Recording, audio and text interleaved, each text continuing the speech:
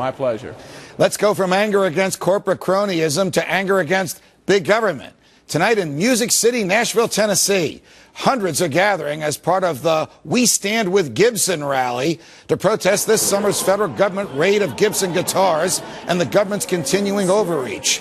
Is all this anger on the right and the left leading to changes in big government and big business? Here to discuss is the CEO of O.co, formerly known as Overstock.com, and good friend of Freedom Watch, Patrick Byrne. Patrick, it's always a pleasure. Welcome back.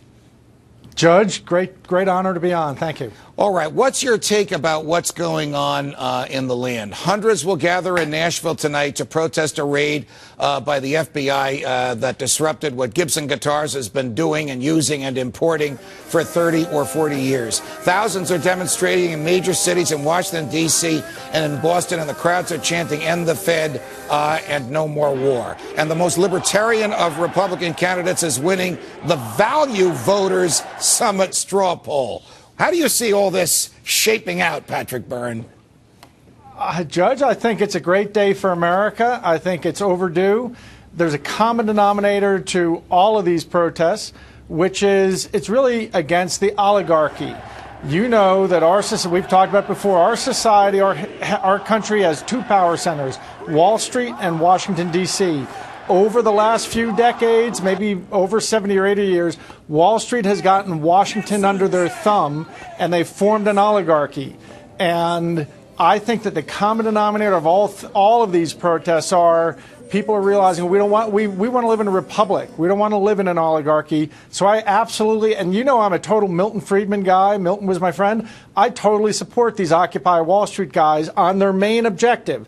Not all the silly stuff, but their main objective, which is to get rid of or reduce Wall Street's influence on our republic, I think is entirely sound and healthy. Do you ever think that we'll see a day, you and I will see a day where the government will stop using taxpayer dollars to pick winners and losers, and we'll just have an even, fair, flat system and a tax system, and basically leave entrepreneurs such as you, importers such as Gibson, and even the banks that want to be left alone?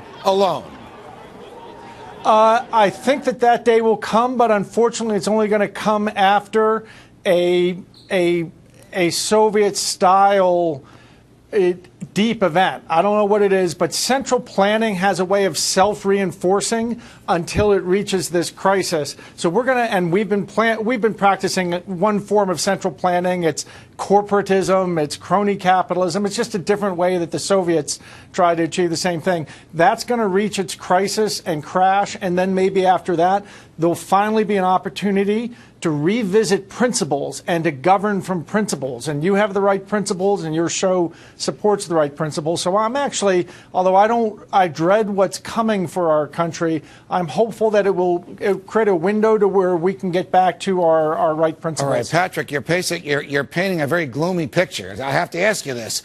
What is coming that you dread?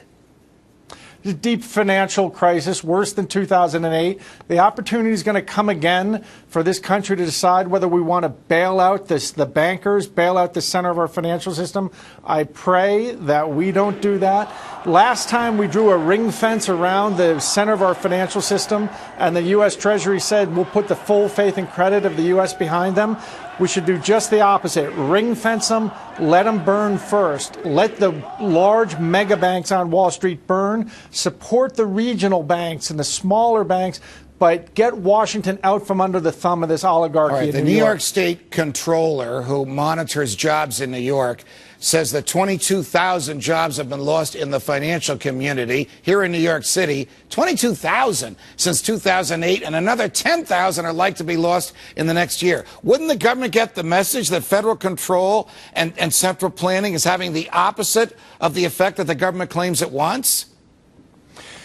Well, remember, the federal government isn't monolithic, and the truth is that these policies, while they may be bad for the United States, there's a small number of people whom they benefit, and those people in the financial system, at the mega banks, right, they understand that they're benefited, and they've taken the time to go and buy their own personal senators and regulators and congressmen.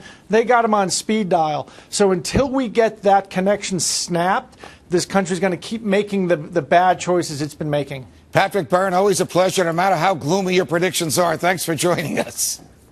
Thank you, Judge. Ahead of the jobs bill voting, there was some cap